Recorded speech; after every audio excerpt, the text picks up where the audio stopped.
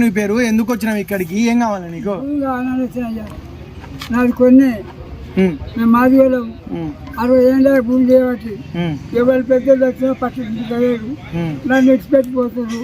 నా పొరగాలు బతికలేక అడిగి అక్కడ పోయి భూమిలో పట్టణంలో నేను ఒక్కరిని పడేస్తున్నా. భూమి ఎవరు లేరు. ఎవరో వచ్చి కడిలో వచ్చి ఏం చేయాలంటే నేను బెదిరించారు. ఈ కడిలో బతిపోయారు.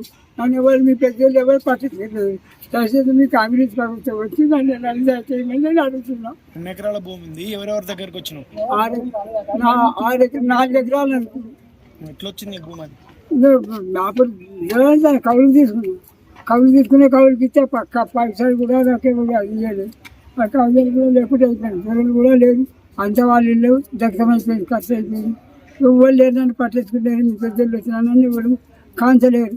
ఇటు పోతారు, అటు చేసి ఇటు పోతారు. ఎవరు నన్ను కాంచలేరు. నడుచుకుంటూ వచ్చిన ఆడికి నడుచుకుంటాం. 3 ఇంటికి నడుచుకుంటూ వచ్చిన. ఆడికి కొన్ని బచ్చిన పడదాకా నడుచుకుంటూ వచ్చిన. ఆడి అక్కోసుకుంటూ వచ్చిన. దయచేసి నన్ను ఏమన్నా సాయం చేయమని మిమ్మల్ని కోరుకుంటున్నాను. కాదే, ఇప్పుడు ఈ భూమి కోసం ఎన్ని సంవత్సరాల నుంచి తిరుగుతాను? నేనా 6 సంవత్సరాల నుంచి తిరుగుతున్నా. ఎవ్వరు పట్టించుకోలేదు. ఎవ్వరు ఇచ్చలేదు. ఎవరికి కవులు రాసిమనే రాసిచ్చలేదు.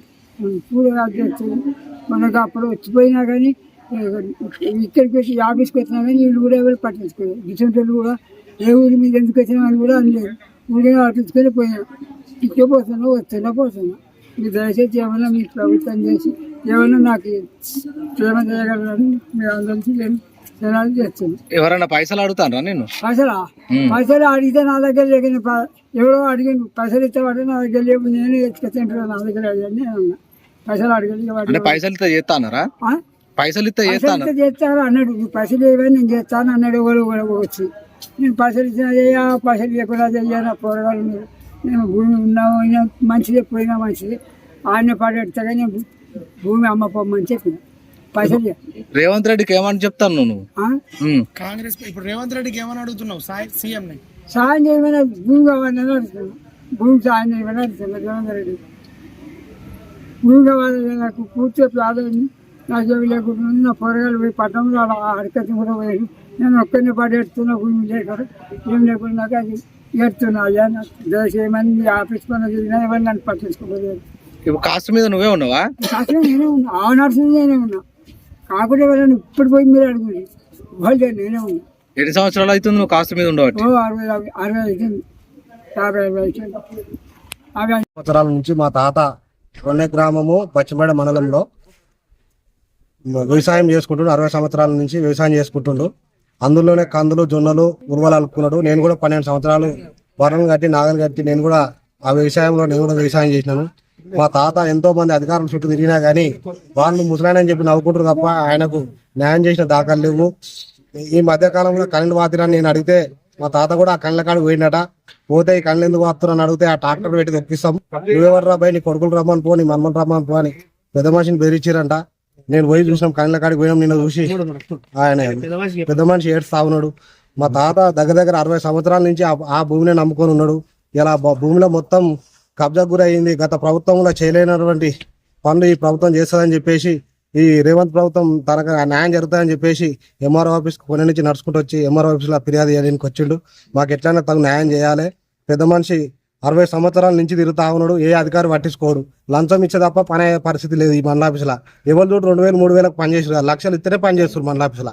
ఎందుకంటే సాక్షాత్ నేను పోయిన విఆర్ఓ దగ్గర నేను డైరెక్ట్ అడిగితే ఒక 10,000 ఇస్తామంటే 10,000 కాదు 4 లక్షలు ఇస్తేనే మేము పని చేస్తామని కాడికి వచ్చింది. 4 లక్షలు మా దగ్గర ఎక్కడ? 4 లక్షలు ఉంటే మేము ఎప్పుడో కళ్ళు వాతుకొని బోరేసుకున్నాం కదా. ఈ జొన్నలకి ఎందుకు కలుపుకున్నాం అంటే లేదు నువ్వు ఇత చేస్తాం లేకపోతే వేరే రెండు చేపిస్తా అని చెప్పేసి ఆ విఆర్ఓ కూడా గతంలో కూడా అన్నాడు. అదే విధంగా ఈ రోజు మండల ఆఫీసులో పైసలు ఇస్తేనే పని అవుతుంది. ఇటువంటి ముసలాయన చూస్తే ఒక్కరు కూడా మండల ఆఫీసులో మర్యాద ఇచ్చిన దాఖలు కూడా లేవు. పెద్ద మనిషి అనేది కూడా వాల్యూ ఇవ్వకుండా మర్యాద ఇవ్వకుండా ఉన్నది. ఇటువంటి న్యాయం చేయాలని మా తాతకు 4 ఎకరాలు మా తాత పేరు వెరిఫికేషన్ చేసి మాకు వచ్చే జాగా 4 ఎకరాలు ఏదైతే ఉందో అది న్యాయపరంగా ఇస్తే సరిపోతుంది అని చెప్పేసి జై రేవంత్ అన్న మీ ప్రభుత్వంలో మాకు న్యాయం చేయాలని ఆ రోజు రాజశేఖర్ ప్రభుత్వం 3 ఎకరాల జాగా 2 ఎకరాల జాగా దళితులకు ఇచ్చింది. ఇలా కేసీఆర్ ప్రభుత్వం కూడా 3 ఎకరాలు తన ఇవ్వకుండా ఏం లేదు. మా 4 ఎకరాలు తీసుకొని మా పుట్ట కొట్టొద్దు అని చెప్పి ఈ ప్రభుత్వాన్ని మేము వేడుకుంటున్నాము. మేము కలెక్టర్కి ఫిర్యాదు చేసుకున్నాము. ఆ పేపర్ ఉంది. మేము దూరకు దూరమ్మకు మేము ఇచ్చిన కవులు ఇచ్చిన పైసలు కానీ ఆమెకి ఇచ్చిన వాళ్ళ అవసరాలకు 200 అప్పట్లోనే 20-30 సంవత్సరాల కింద 200-500 అంటే ఎంత ఎక్కువనో అది అందరికీ తెలిసిన విషయమే. ఆ పైసలు కూడా దాకా కూడా ఆ పైసలు మా దగ్గర రసీదులు అన్నీ ఉన్నాయి. ఆ రసీదులు ఉన్నాయని చెప్పేసి ఆ రసీదులన్నీ ఎంఆర్ఓకి ఇస్తే ఈ రసీదులు ఏం చెల్తాయని పక్క పడేస్తారు. అన్న రసీదులు కాదు ఇంకేమో న్యాయం చేయాలంటే అమౌంట్ కావాలంటారు. అంత అమౌంట్ ఆయనకి ఇచ్చే సోమత లేదు, మాకు లేదు ఆ సోమత లేదని చెప్పేసి వేరేట్లోకి చేస్తారు తప్ప ఆ జాగాలో ఉన్నటువంటి వేరేటోళ్ళకి సర్వే నెంబర్లా అందరికి పట్టలు అవుతున్నాయి. అందరు చేస్తారు ఎందుకంటే వాళ్ళు డబ్బులు ఇస్తారు. అక్కడ లేని వాళ్ళు అందరూ కొత్త వాళ్ళందరూ ఆ జాగాలలో వాళ్ళకి పేరెట్లు వచ్చిందో తెలియదు, వాళ్ళకు ఆ జాగా ఎట్లా వచ్చిందో తెలియదు. కష్టపడడానికి మాత్రం జాగాలు వస్తలేవు. ఇది ఒకటి మాకు న్యాయం చేయాలని చెప్పి లంచం ఇస్తే చేస్తా అంటారా మీ తాత పేరు మీద? లంచం ఇస్తే ఈ పాటికి ఎప్పుడో అయిపోతుంది. ఆ రోజు 4 లక్షలు ఇస్తే ఈ పాటికి ఎప్పుడో జాగా అయిపోతుంది. గత ప్రభుత్వంలో అయిపోతుండేది 4 లక్షలు ఇస్తే. ఇప్పటికీ ఆయనకు లంచం ఇవ్వకనే వీరికి వచ్చింది కథ.